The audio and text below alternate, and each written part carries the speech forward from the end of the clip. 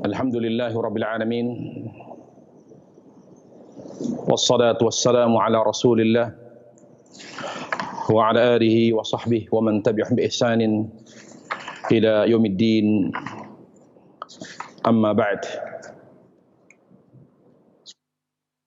Para jemaah sekalian yang dimuliakan Allah Subhanahu wa taala, ikhwani wa akhwati fillah rahimani wa rahimakumullah. Alhamdulillah kita kembali dipertemukan oleh Allah Subhanahu wa taala rahmat dan taufiknya di majelis ilmu di mana kita kembali membahas buku ensiklopedi doa, dzikir dan amalan sehari semalam, dan kita telah menyelesaikan pembahasan tentang adab-adab Al-Qur'an. Pada kesempatan yang berbahagia ini kita akan membahas yaitu tentang wirid kita sehari-hari, amalan kita sehari-hari, yaitu tentang salat duha. Banyak hal yang perlu kita ketahui tentang salat duha agar dengan kita mempelajari tentang salat duha, wawasan kita menjadi luas, tidak sempit, kemudian merubah sikap kita, di mana kita tidak mudah mengingkari karena ketidaktahuan kita tentang salat duha, sesuatu yang baru kita lihat. Kemudian juga banyak hal-hal yang perlu kita perbaiki dan kita sempurnakan dari salat duha kita, sehingga pada akhirnya salat duha kita harapkan sesuai dengan contoh Rasulullah sallallahu alaihi wasallam. Para jemaah sekalian yang dimuliakan Allah Subhanahu wa taala, kita bahas tentang salat duha. Salat ini adalah salat sunnah. Salat sunnah yang dikerjakan pada waktu duha, sehingga salat ini disebut salat duha karena disebutkan kepada waktu pelaksanaannya, yaitu duha. Salat duha adalah salat yang akan menjadi bekal terbaik akhirat seorang muslim. Terlepas dari khilaf dan perbedaan pendapat para ulama tentang hukum salat duha, tetapi bisa kita simpulkan bahwa salat duha merupakan salah satu bekal akhirat terbaik. Oleh karenanya seorang muslim tidak layak melalaikan, meremehkan, dan suka meninggalkan salat duha. Karena yang sahih salat duha adalah salat sunnah yang sangat dianjurkan untuk dikerjakan dan dirutinkan. Duha disebut dengan duha, yaitu awalun nahar, yaitu pagi. Ya, sebagaimana disebutkan dalam kitab Tuhfatul Habib ala Syekh Al-Khatib, yaitu duha maknanya adalah awalun nahar, yaitu pagi.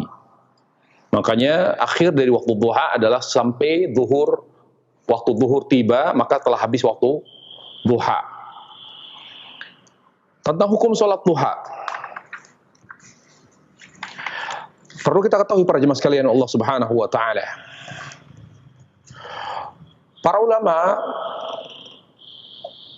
tidak menemukan kesepakatan, ya, sehingga tidak ada ijma' tentang hukum salat duha. Karena dalam hukum salat duha para ulama berbeda pendapat. Sebagai wawasan, pengetahuan bagi kita semua, ya, bahwa ternyata ada khilaf di antara para ulama tentang hukum salat duha. Ada beberapa pendapat, yang saya ketahui ada 4 pendapat. Pendapat pertama, bahwa salat duha adalah salat yang tidak disyariatkan dalam Islam. Adalah salat yang tidak disyariatkan dalam Islam. Itu menganggap bahwa salat duha adalah salat bid'ah. salat yang tidak ada tuntunannya dari Rasulullah sallallahu alaihi wasallam. Di antara athar yang dijadikan dalil oleh para ulama yang menganggap bahwa salat duha bukanlah salat yang ada tuntunannya, artinya tidak disyaratkan dalam Islam. Athar Muwarriq bin Al-Ijli, dia bertanya kepada Ibnu Umar radhiyallahu an, apakah engkau pernah mengerjakan salat duha? Beliau, Ibnu Umar, menjawab, tidak pernah. Lalu apakah ayahmu pernah mengerjakannya? Beliau menjawab, tidak pernah. Dan saya kembali bertanya, apakah Abu Bakar pernah mengerjakannya? Ia menjawab, juga tidak pernah. Lalu kembali saya bertanya kepada Ibnu Umar, bagaimana dengan Nabi SAW? Lalu Ibnu Umar menjawab, saya kira juga tidak pernah mengerjakan salat duha. Athar ini dijadikan sandaran oleh para ulama, oleh sebagian ulama, bahwa salat duha tidak disyaratkan dalam Islam. Pendapat yang kedua, ya, pendapat yang kedua adalah pendapat yang mengatakan bahwa salat duha bukanlah salat yang berdiri sendiri, artinya dia adalah salat pengganti. Salat pengganti dari salat tahajud.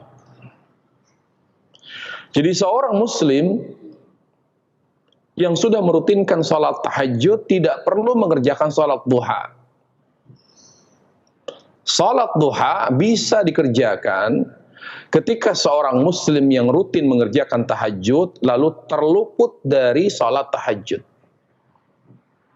Maka ketika seseorang terluput dari salat tahajud, maka bisa diganti dengan salat duha. Jadi salat duha dikerjakan oleh seorang muslim ketika ia tidak mengerjakan salat tahajud. Artinya salat duha adalah salat pengganti salat tahajud. Dan pendapat ini adalah pendapat yang dikuatkan oleh Syekhul Islam Taimiyah rahimahullah dan Ibnu Qayyim, murid beliau. Karena beberapa dalil-dalil yang mereka paparkan disebutkan bahwa Nabi sallallahu alaihi wasallam tidaklah mengerjakan salat duha kecuali karena suatu sebab. Nabi sallallahu alaihi wasallam berdasarkan dalil yang mereka temukan tidak pernah mengerjakan salat duha tanpa sebab. Dan ini pendapat yang kedua. Pendapat yang ketiga mengatakan salat duha, dan ini adalah pendapat umumnya ulama Hambali, dalam mazhab Hambali, yang mengatakan bahwa salat duha sunnah, tapi tidak dirutinkan. Jadi sunnah laisat 'alal mudawamah. Jadi dia sunnah tetapi tidak dikerjakan secara rutin. Kadang-kadang saja. Sesekali saja. Ya. Begitu para jemaah sekalian Allah Subhanahu wa taala, sebagaimana disebutkan oleh Imam Al-Mardawi dalam kitab Al-Insaf, beliau mengatakan was-sahih minal madhhab minal madhhabil hambali, kata Imam Mardawi rahimahullah, annahu la yustahabbul mudawamatu ala fi'liha bal tuf'alu ghibba. Yang sahih dari mazhab Hambali bahwasannya salat duha itu tidak disunnahkan dikerjakan secara rutin, secara terus-menerus. Bahkan yang dikatakan sunnah adalah ketika dikerjakan ya sesekali saja atau jarang-jarang. Pendapat yang ketiga tentang hukum salat duha, dan ini wallahu a'lam ya, pendapat yang dikuatkan oleh banyak para ulama, bahwa salat duha adalah sunnah muakkadah. Artinya salat tersebut adalah salat sunnah yang dianjurkan untuk dirutinkan, untuk dikerjakan secara rutin. Ya, dikerjakan secara rutin. Bahkan sebagian ulama dari mazhab Hanafi, Maliki, Syafi'i, dan sebagian dari mazhab Hambali menyatakan kesepakatan mereka bahwa salat sunnah duha adalah sunnah muakkadah, yaitu salat sunnah yang patut untuk dirutinkan. Para ulama yang menyebutkan bahwa salat sunnah adalah salat sunnah muakkadah, ya, di antara ulama Hanafi disebutkan oleh Imam Zailai rahimahullah dalam kitab Tabyinul Haqa'iq, beliau menukil itu. Artinya beliau menyatakan bahwa sunnah duha adalah sunnah muakkadah.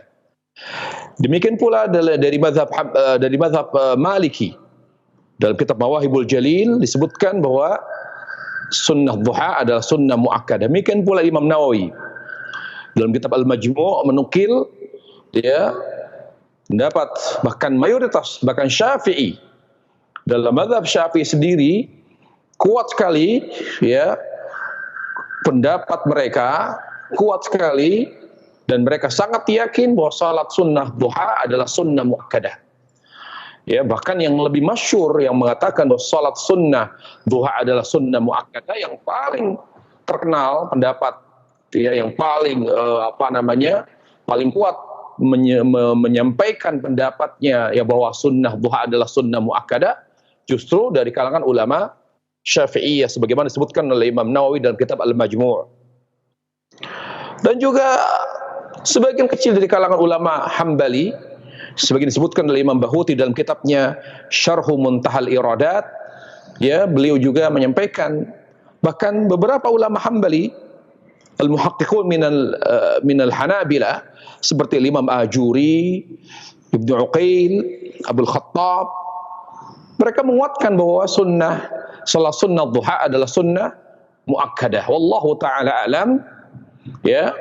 Dan inilah pendapat yang saya kuatkan juga, yang saya pilih dari apa yang disampaikan para ulama dalam buku saya Panduan Salat Sunnah, bahwa salat sunnah duha adalah sunnah muakkadah, yang artinya adalah salat sunnah yang patut untuk dikerjakan secara rutin. Wallahu ta'ala a'lam. Dalilnya yang menguatkan pendapat yang keempat bahwa sunnah duha adalah salat sunnah muakkadah, di antara hadis yang paling kuat dalam yang menguatkan pendapat tersebut adalah hadis Abi Darda, sebagaimana diriwayatkan Imam Muslim, di mana adalah dikatakan oleh Abi Darda, "Awsani habibi bi thalathin lan ad'ahunna ma 'ishtu bi siyami 3 ayyamin min kulli syahr wa salati duha wa alla anama hatta utir." Kata Abi Darda radhiyallahu an, di mana dia berkata, "Kekasihku berwasiat kepadaku dengan 3 wasiat." Ya.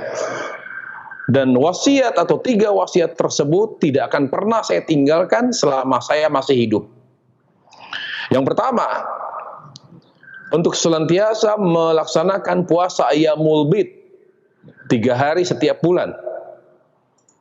Untuk senantiasa mengerjakan salat duha, dan untuk selalu mengerjakan salat witir sebelum tidur. Di sini para jemaah sekalian, Allah Subhanahu wa taala, Abi Darda mengatakan, lan ad'ahunna ma 'ishtu, saya tidak akan pernah meninggalkannya. Dan ini maknanya beliau merutinkan salat duha. Lan ad'ahunna ma 'ishtu, saya tidak akan pernah meninggalkannya, ya. Dan ini lebih kuat maknanya merutinkan, walaupun bisa jadi mengerjakannya sekali-kali dikatakan tidak meninggalkannya sepanjang dia hidup, tetapi makna lan ad'ahunna, penekanan yang luar biasa ini lebih kuat maknanya kepada merutinkan. Ya, makanya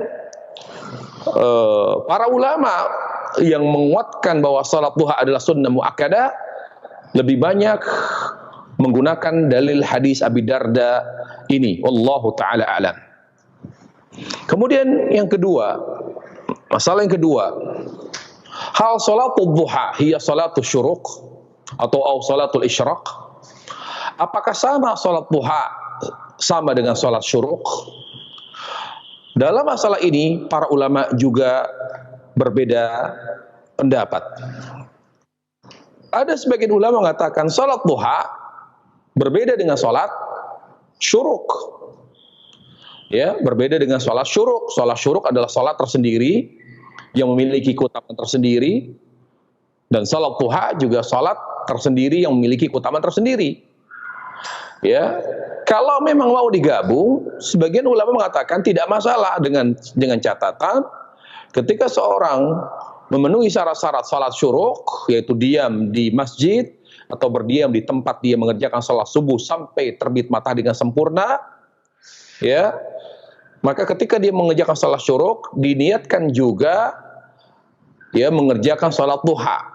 Tapi ketika seorang mengerjakan sholat syuruk tanpa meniatkan sholat duha, maka dianggap mengerjakan sholat syuruk.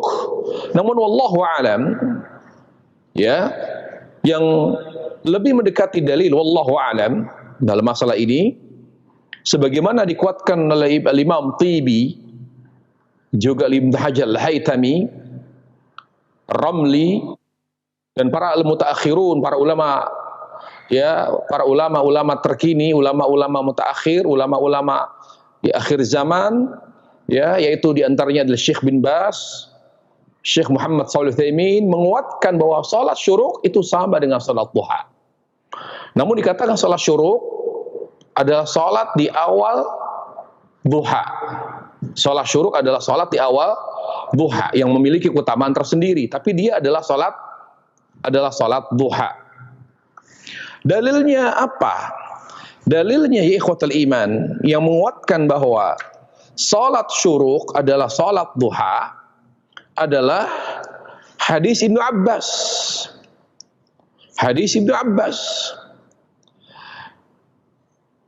Sebagaimana diriwayatkan athar ini oleh Ibnu Jarir dalam tafsirnya,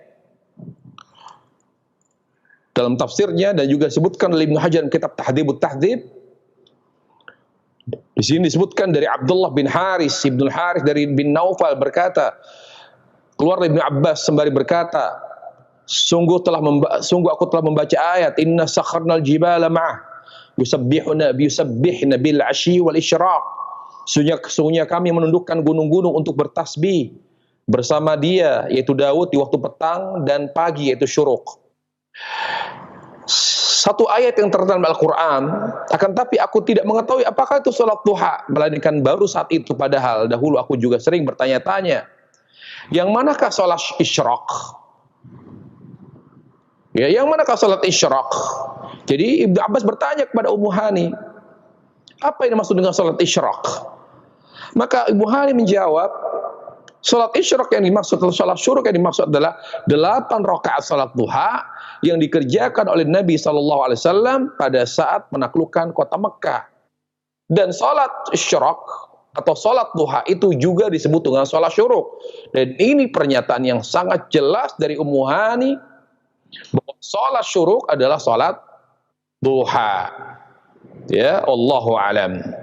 Jadi seorang yang mengerjakan salat syuruk berarti dia mengerjakan salat duha. Hanya saja ketika ingin mendapatkan keutamaan khusus salat syuruk, yaitu mendapatkan pahala haji, umrah, ya, mendapatkan pahala haji dan umrah sempurna, syaratnya harus dipenuhi, yaitu dia harus mengerjakan salat setelah terbit matahari, yaitu setelah subuh. Dia duduk di tempat salat, dia salat subuh, dia tidak meninggalkan tempat tersebut kecuali karena hadas atau karena batal wudunya, ya, sampai dia menyibukkan dirinya dengan zikir, dengan baca Quran, ya, dia duduk di tempat dia salat subuh, setelah matahari terbit dengan sempurna, lalu dia mengerjakan salat duha di awal waktu. Ya, maka di sini disebut dengan salat syuruk karena dia akan mendapatkan sebagaimana yang disampaikan Nabi sallallahu alaihi wasallam, akan mendapatkan pahala haji dan umrah sempurna. Kemudian para jamaah sekalian Allah Subhanahu wa taala, ya, kita bahas ke berikutnya, eh,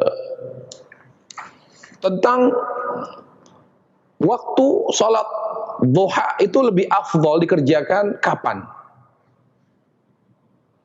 Kapan waktu duha lebih afdal dikerjakan? Ya,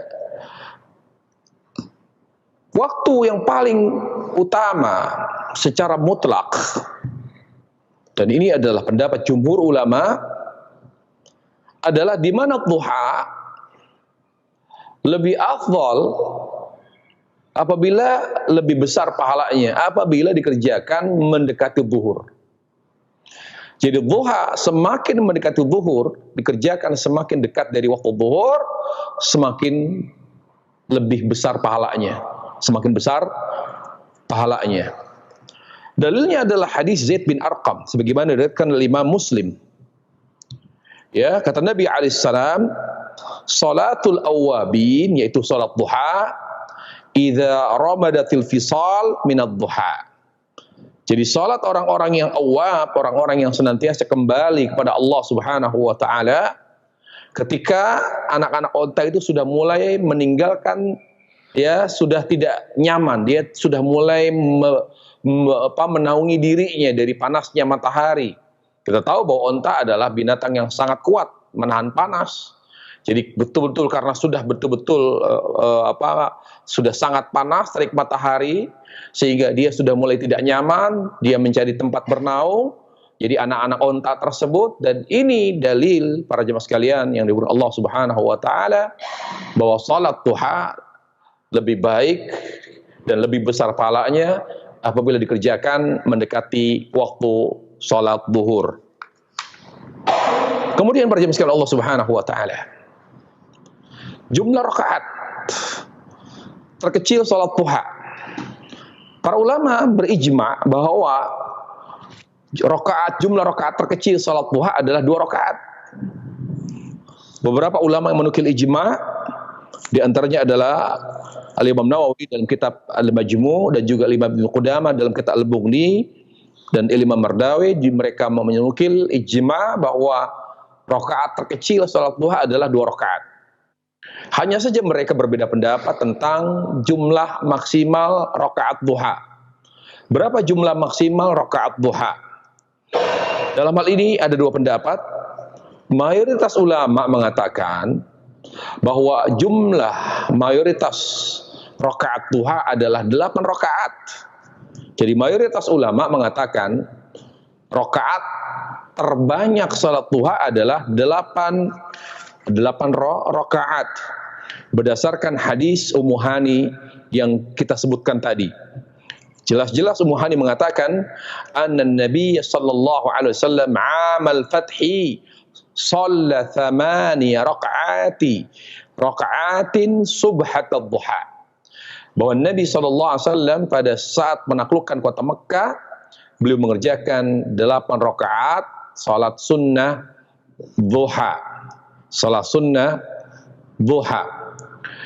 Dan pendapat ulama yang lain, dan pendapat ini adalah pendapat Ibnu Jarir At-Tabari, Syekh bin Baz, Syekh Utsaimin, dan para ulama yang lain, justru mereka mengatakan la hadda li aktsari rakaatid duha, bahwa jumlah maksimal rakaat duha tidak terbatas, tidak 8, tidak 10, 12, sesuai dengan semangat dan kemampuan seorang muslim mengerjakannya. Artinya jumlah maksimal rakaat duha tidak terbatas. Seorang boleh mengerjakan salat duha sebanyak-banyaknya. Dalilnya hadis Aisyah radhiyallahu anha, sebagaimana diriwayatkan Imam Muslim. Kata Aisyah, dan ini sangat jelas sekali, ya, hadis yang menguatkan bahwa jumlah rakaat duha tidak terbatas. Berapapun dia boleh mengerjakan. Bahkan 20 rakaat pun kalau dia sanggup, dan memang itu keinginan dia sesuai dengan tidak terlalu dipaksakan, maka boleh, sah-sah saja. Apa kata Aisyah? Kana an-nabiy sallallahu alaihi wasallam yusalli duha 4 wa yazidu ma syaa Allah. Lihat, wa yazidu ma syaa Allah. Bahwa Nabi sallallahu alaihi wasallam pernah mengerjakan salat duha 4 rakaat, lalu beliau menambah rakaat, ya, menambah rakaat sampai jumlah yang tidak ya tidak tertentu, sampai jumlah yang tidak tertentu. Artinya banyak sekali jumlah rakaat di salat duha yang beliau kerjakan. Nah, pernyataan ya thumma ya wa yazidu masya Allah, beliau menambahkan jumlah rakaat ya sampai tidak terbatas jumlahnya. Dan ini dalil para jemaah sekalian Allah Subhanahu wa taala bahwa salat duha jumlah rakaatnya maksimal, jumlah rakaat maksimal duha tidak terbatas. Dan ini wallahu a'lam yang sahih ya dari dua pendapat ulama bahwa jumlah maksimal rakaat duha tidak terbatas. Bisa dia mengerjakan berapapun sesuai dengan kesanggupannya, kemampuannya, semangatnya, asal jangan terlalu dia dipaksakan. Karena yang penting adalah kenikmatan dan khusyuk dalam mengerjakan salat sunnah duha. Kemudian para jemaah sekalian yang dimuliakan Allah Subhanahu wa taala. Ya. Kalau kita bicara tentang cara mengerjakan salat duha. Berarti masalah berikutnya adalah bagaimana cara mengerjakan salat duha. Berdasarkan hadis Ibnu Umar, keumuman hadis Ibnu Umar radhiyallahu an, maka cara mengerjakan salat duha seperti cara mengerjakan salat tahajud.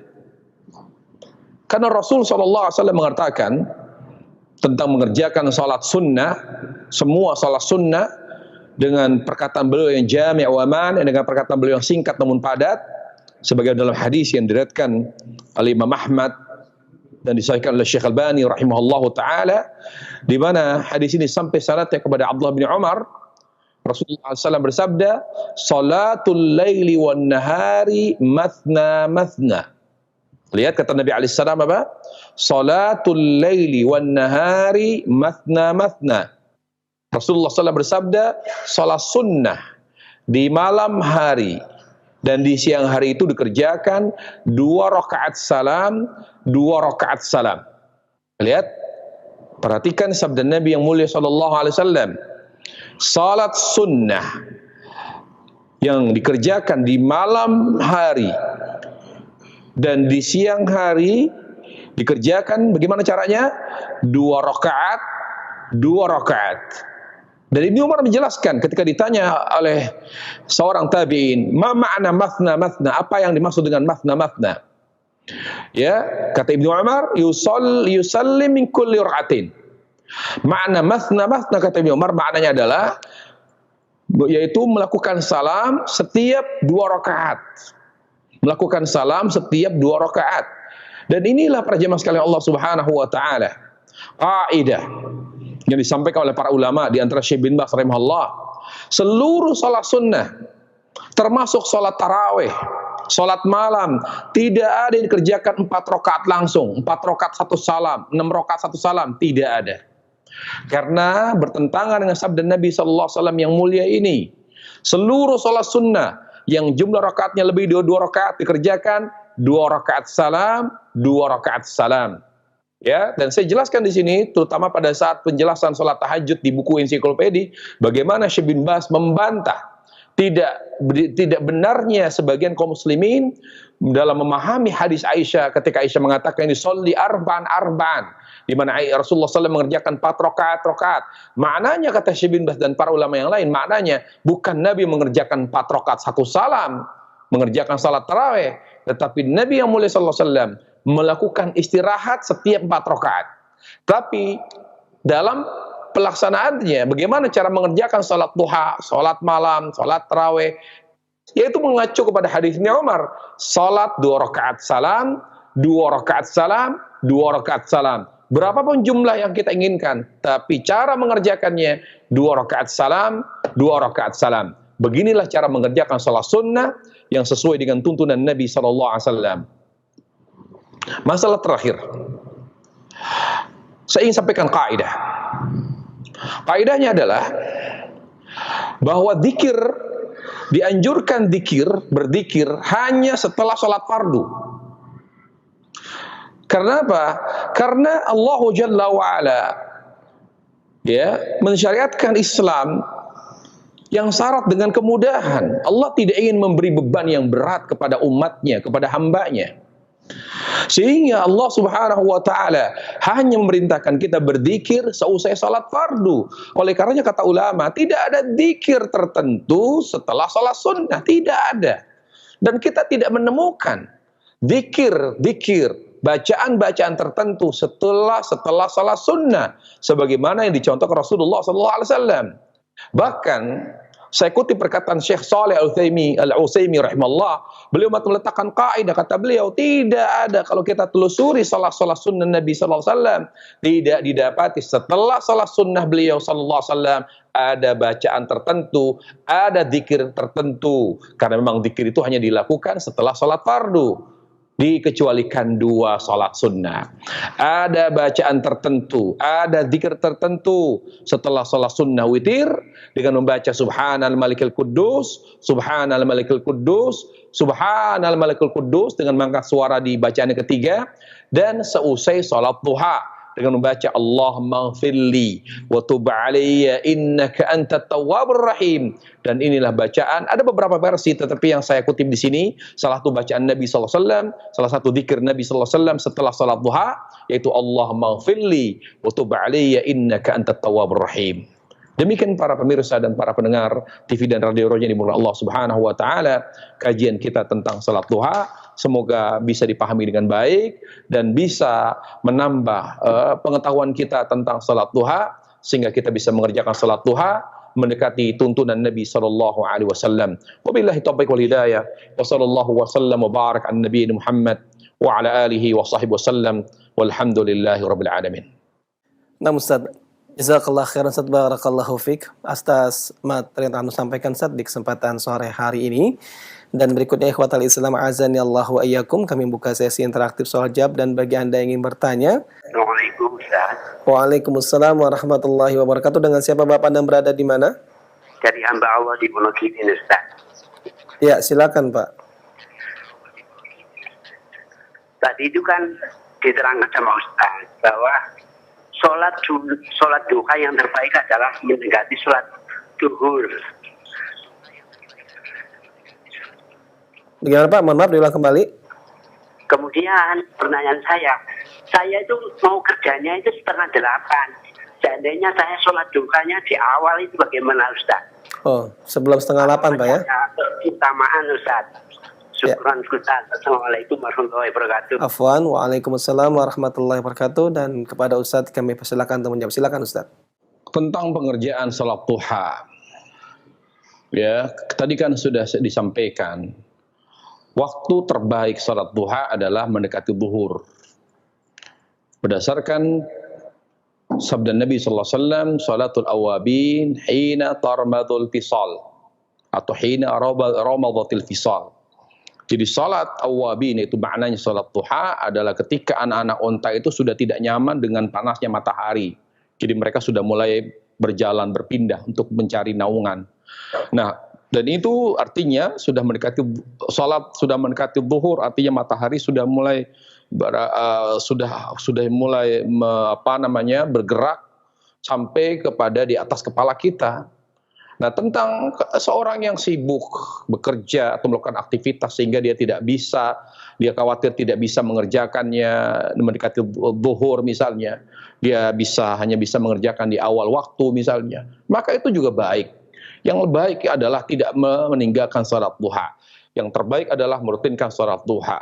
Jadi kalau di waktu atau di hari biasa, silakan dikerjakan di awal waktu duha. Setelah matahari terbit, kata Syekh Utsaimin adalah lebih amannya 1/4 jam setelah matahari terbit dengan sempurna, maka itulah waktu duha.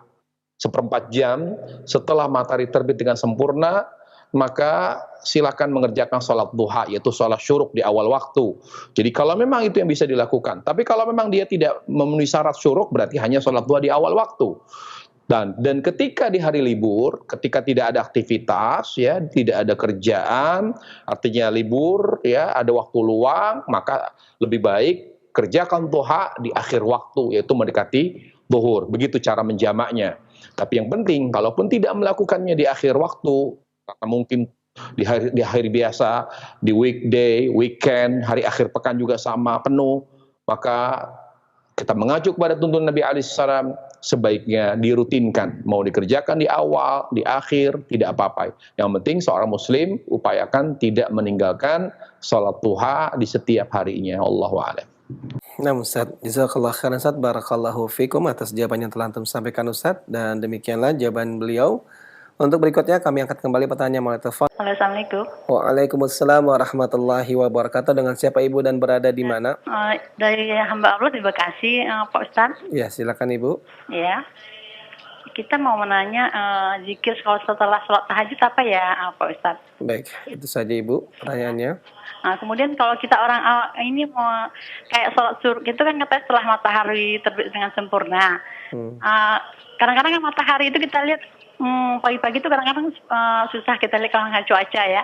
Nah, itu gimana ya caranya kita mau menginikan kalau dengan waktu jam berapa ya kira-kiranya gitu. Baik, terima kasih buat pertanyaannya. Cukup? Ya cukup, terima kasih. Assalamualaikum. Waalaikumsalam warahmatullahi wabarakatuh. Dan kepada Ustadz kami persilakan untuk menjawab. Silakan Ustadz. Iya, tentang tadi kan sudah saya sampaikan Ibu, para ulama menyampaikan kaidah.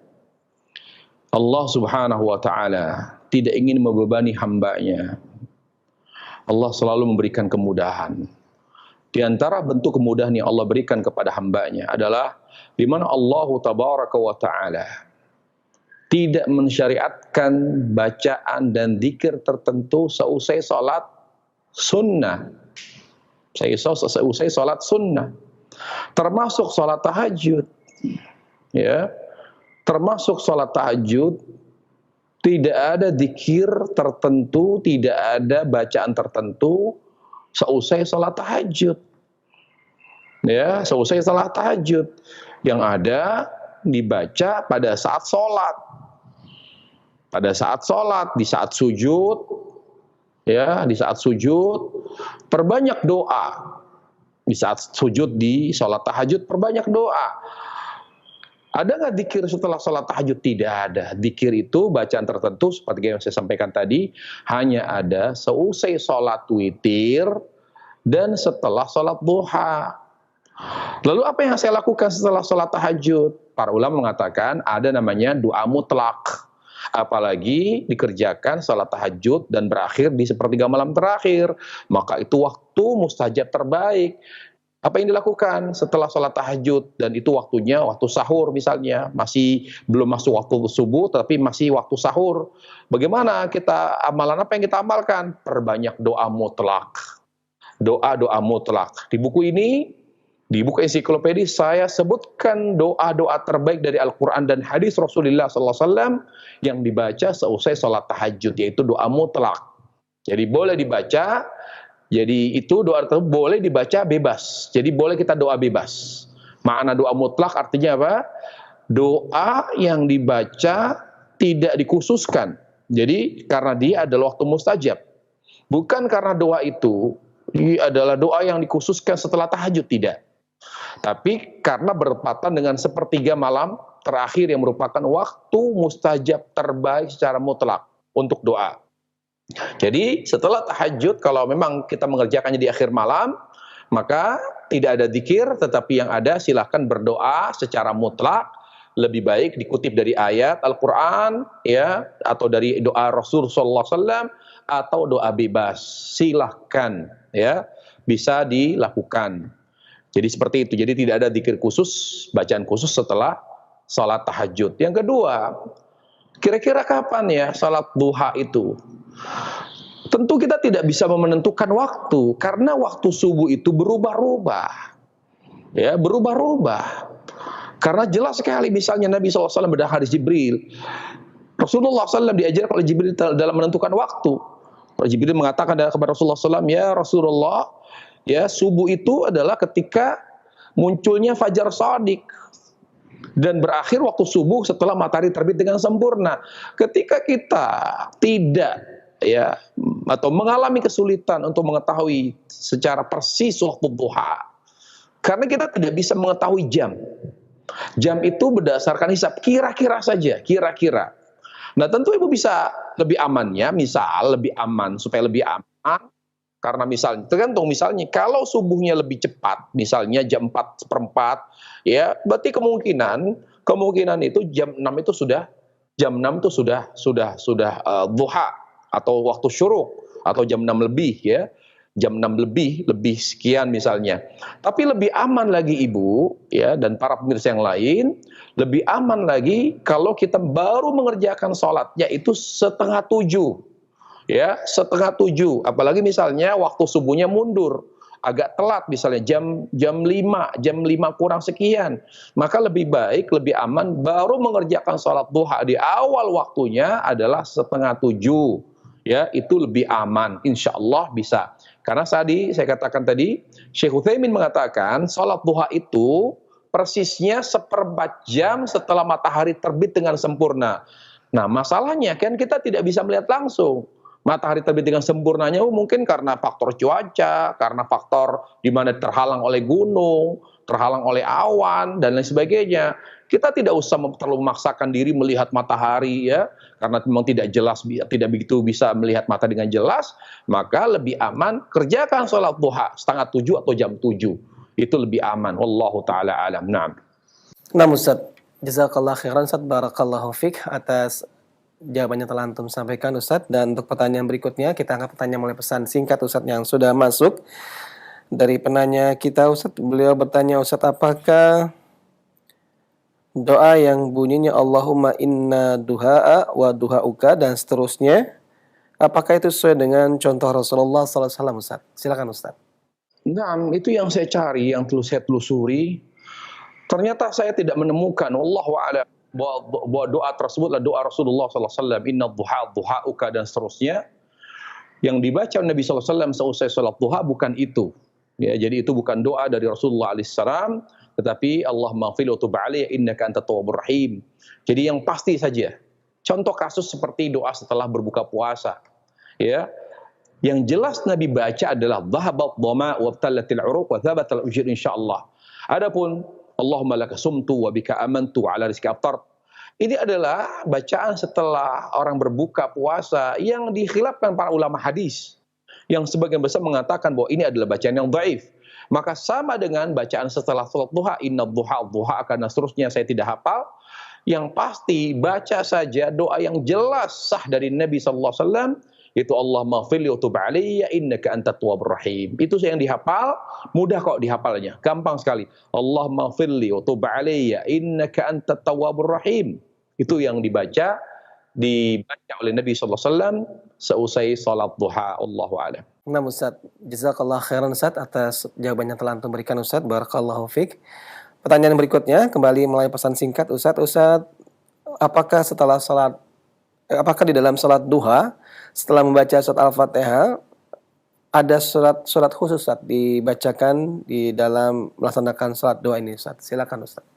Kitab-kitab fikih mereka ketika membahas tentang salat duha, mereka tidak pernah menyinggung, tidak pernah membahas surat-surat tertentu. Karena kalau memang ada surat-surat khusus yang dibaca oleh Nabi SAW pada salat duha, tentu akan dijelaskan, disampaikan para ulama. Karena mereka tidak mungkin menyembunyikan ilmu.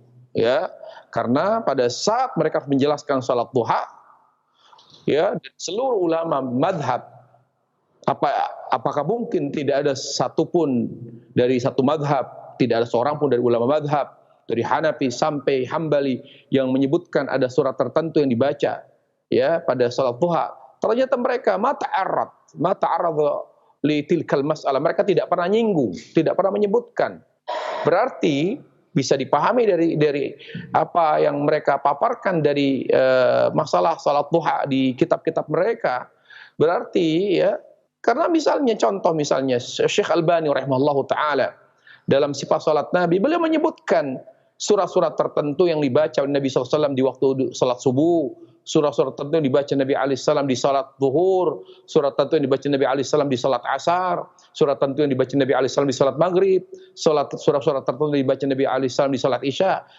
Jelas sekali, ada penjelasannya, ada riwayat yang sahih dari Nabi SAW bahwa beliau membaca surat-surat tertentu di salat-salat fardu tertentu. Tetapi ketika para ulama menyebut dan membahas salat duha, tidak ada seorang pun dari mereka menyebutkan ada surat tertentu dibaca Nabi SAW di waktu duha.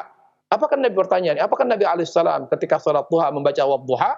Allahu a'lam, tidak ada riwayat.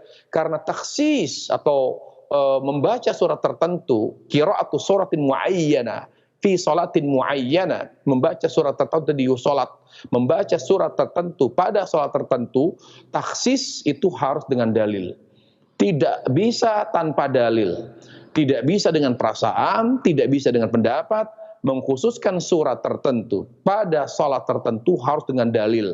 Berarti ketika tidak ditemukan dalil, kembali kepada hukum asal. Jadi faqra'u ma tayassar minal Qur'an, maka baca surat apapun yang mungkin mudah yang dihafal oleh kita. Jadi tidak ada surat tertentu di salat duha. Allahu a'lam. Nah, Ustaz, jazakallah khairan Ustaz, barakallahu fik. Dan untuk pertanyaan berikutnya kita angkat pertanyaan melalui telepon. Assalamualaikum. Waalaikumsalam warahmatullahi wabarakatuh. Dengan siapa Ibu dan berada di mana? Waalaikumsalam warahmatullahi wabarakatuh. Dengan siapa Ibu dan berada di mana?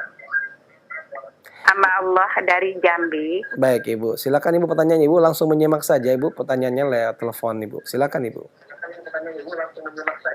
Ya, ini saya mengerjakan sholat 4 rakaat sebelum zuhur. Apa itu? Itu salat qobliyah Ibu maksudnya? Sesudah zuhur 4 rakaat. Adakah tuntunannya? Baik. Itulah. Assalamualaikum. Baik. Waalaikumsalam warahmatullahi wabarakatuh. Kami silakan kepada Ustaz untuk menjawab. Silakan Ustaz. Ini sebetulnya pertanyaan yang tidak terkait dengan apa yang kita bahas pada sore hari ini, tapi tidak apa-apa kita jawab. Salat zuhur memiliki ba'diyah, yaitu 4 rakaat. Namun berdasarkan dalil, 4 rakaat masing-masing dari 2 rakaat pertama, 2 rakaat kedua memiliki kedudukan yang berbeda. 2 rakaat pertama kedudukannya adalah sunnah muakkadah. Ya, sunnah muakkadah. Berdasarkan hadis Abu Hurairah, hadis Hafsah, dan hadis-hadis para sahabat yang lain. 2 rakaat berikutnya, ya, dia bukan termasuk sunnah muakkadah, artinya yang patut dirutinkan. Jadi dikerjakan kadang-kadang saja. Karena sifatnya hanya sunnah saja, bukan sunnah muakkadah. Ini berdasarkan hadis Aisyah. Kata Aisyah, Rasulullah SAW bersabda, barang siapa yang mengerjakan 4 rakaat setelah salat zuhur, maka Allah akan haramkan baginya neraka. Tapi para ulama tidak menemukan penguat bahwa salat duha atau salat 4 rakaat yang kedua, salat 2 rakaat yang kedua dari salat ba'diyah zuhur berstatus sunnah muakkadah, tidak ada dalil kecuali hadis Aisyah. Sementara 2 rakaat setelah zuhur sangat banyak sekali dalil-dalilnya. Ya, bahkan Nabi SAW tidak pernah meninggalkannya dalam hadis Aisyah bahkan. Ya, hadis Aisyah di mana Rasulullah SAW mengerjakan 2 rakaat setelah asar. Lalu ditanya oleh Aisyah, salat apa yang kau kerjakan itu? Salat apa yang kau kerjakan itu? Lalu Rasulullah SAW menjawab, salat 2 rakaat yang saya kerjakan pada asar itu adalah salat ba'diyah zuhur yang tidak sempat saya kerjakan karena saya sibuk menjamu tamu. Jadi karena kesibukan beliau menjamu tamu, sehingga beliau tidak sempat mengerjakan ba'diyah zuhur 2 rakaat sunnah muakkadah.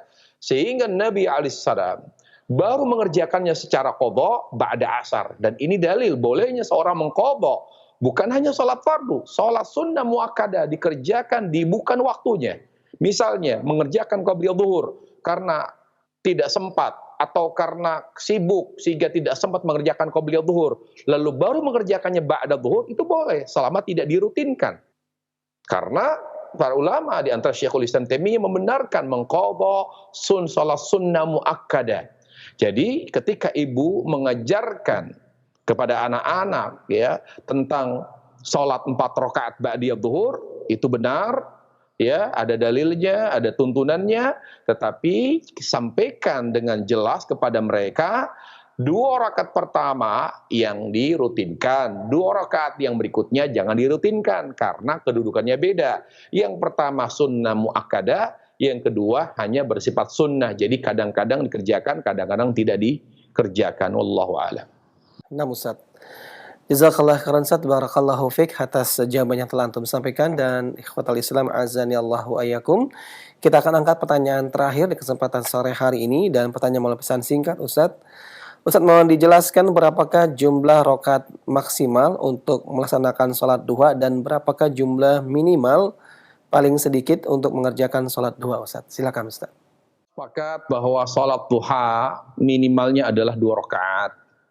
Ya, minimal 2 rakaat salat duha, minimal 2 rakaat ya, karena ada beberapa misalnya dalil tentang keutamaan salat duha 2 rakaat ya, jelas sekali di antaranya adalah hadis rakaat duha disebutkan dalam hadis Abu Hurairah ya, disebutkan di situ 2 rakaat di mana Nabi alaihissalam berpesan, berwasiat kepadaku untuk tidak meninggalkan 2 rakaat salat duha, 2 rakaat salat duha. Hadis Abu Hurairah dijadikan dalil dan sandaran para ulama bahwa salat duha jumlah minimal rakaatnya adalah 2 rakaat. Adapun jumlah maksimal salat duha sebagaimana yang juga saya telah sampaikan, para ulama berbeda pendapat. Sebagian besar ulama menganggap maksimal salat duha itu jumlahnya 8 rakaat, dan itu pendapat mayoritas ulama. Ya, tetapi pembatasan itu sendiri dalilnya tidak jelas ya, karena ketika Nabi menyebutkan atau disebutkan mengerjakan 8 rakaat, berarti Nabi pernah mengerjakan 8 rakaat gitu loh. Tetapi hadis Aisyah sangat jelas dan sangat kuat sekali karena dia mengatakan wa yazidu masyaallah, di mana Nabi menambah jumlah rakaat sampai bilangan yang tidak terbatas. Berarti ini dalil menunjukkan bahwa jumlah maksimal rakaat duha tidak terbatas. Berapapun jumlah rakaat duha yang mau kita kerjakan, bahkan sampai misalnya 20 rakaat, 30 rakaat, wallahu alam tidak masalah. Yang penting dinikmati, jangan terpaksa, jangan terlalu dipaksakan. Kalau kita mampu dan senantiasa menikmati salat duha dalam jumlah yang sangat besar, jumlah rakaatnya sangat banyak, misalnya 20 rakaat kita menikmatinya, maka itu pun tidak masalah. Yang penting dijaga kenikmatan dan kekhusyuannya. Dan pendapat yang menguatkan atau yang menguatkan bahwa salat duha tidak terbatas jumlah maksimalnya, di antaranya adalah Syekh bin Baz, Syekh Utsaimin. Mereka sangat jelas dalam fatwa-fatwa mereka dan dalam kitab-kitab mereka bahwa salat duha tidak terbatas jumlah maksimalnya. Wallahu taala alam. Demikian jawaban dari saya. Nah, Ustaz. Jazakallah khairan Ustaz, barakallahu fiik atas jawaban yang telah antum berikan Ustaz, dan pertanyaan melalui pesan singkat yang telah antum jawab Ustaz merupakan pertanyaan terakhir di kesempatan sore hari ini. Sebelum kita akhiri perjumpaan kita di sore hari ini, kami minta kepada Ustaz menyampaikan ikhtitam. Silakan Ustaz. Ya, ikhtitam dari pembahasan kita dari kajian sore hari ini adalah bahwa sebaiknya seorang muslim fokus kepada ilmu dan amal. Karena Allah tabaraka wa ta'ala hanya memuliakan di dunia ini orang-orang yang berilmu dan beramal. Ilmu apa yang dimaksud? Ilmu agama. Ilmu agama yang seperti apa? Ilmu agama yang berdasarkan Al-Quran dan hadis sesuai dengan pemahaman sahabat. Itu yang harus kita fokuskan para jemaah. Termasuk salat duha. Mana yang lebih kuat ya dari pendapat ulama. Jadi jangan cari yang paling mudah. Carilah pendapat dalam masalah fikih, dalam masalah ibadah yang lebih mendekati dalil, bukan cari yang lebih mudah. Karena kita tidak mencari yang mudah. Karena kalau dimudah-mudahkan itu tidak boleh. Kalau kemudahan itu lahir dari dalil, maka itu suatu kenikmat di atas kenikmatan. Kemudian para jemaah sekalian Allah Subhanahu wa taala, setelah kita belajar, beramal. Jangan hanya tahu, sekedar tahu. Ya, kita belajar untuk beramal. Kita belajar untuk beramal. Makanya orang menuntut ilmu itu bukan untuk jadi ulama. Tidak benar. Seorang para jemaah sekalian Allah Subhanahu wa taala menuntut ilmu, belajar di pesantren, belajar sama masyayikh para ulama untuk menjadi ulama. Tidak benar. Tidak semua orang harus jadi ulama, karena mungkin Allah Subhanahu wa taala menjadikan sebagian saja jadi ulama karena ilmu itu adalah anugerah dari Allah tabaraka wa taala. Kalau seandainya ilmu itu akan secara otomatis membuat seorang menjadi ulama, tentu orang-orang yang belajar menuntut ilmu agama di para ulama akan menjadi ulama. Tapi kenyataannya tidak semua jadi ulama para jemaah.